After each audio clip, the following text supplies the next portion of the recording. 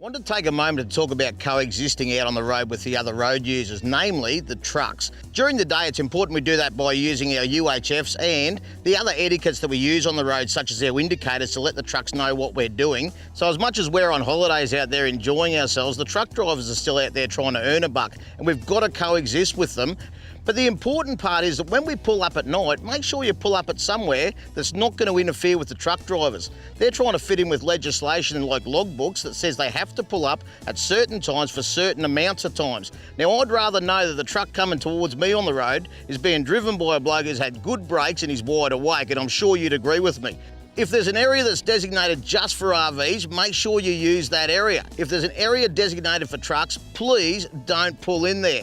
If there's no designated areas and we've got a share, get in, make sure you leave them plenty of room, and don't go banging on the truck driver's door at 2 o'clock in the morning to let him know his fridge is running.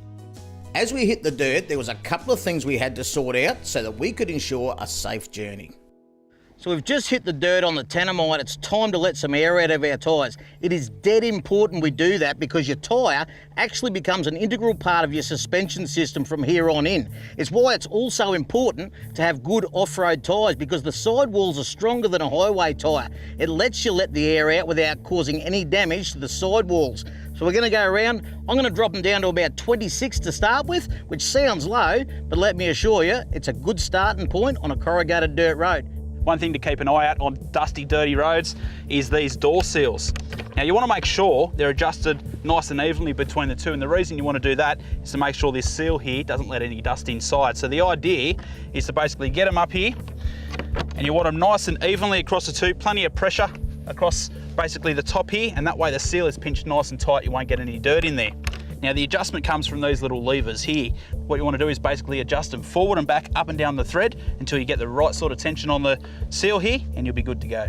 One of the great things about making the northern migration during the Australian winter is you get to do the striptease along the way. You'll notice the jeans and the boots have disappeared and the shorts and the thongs have replaced them, and I am feeling better already. Now, life didn't come with many guarantees, but one guarantee there is if you tow caravans down dirt roads, you're gonna get dust in them. But I'll give you a little hint as to how to keep it out.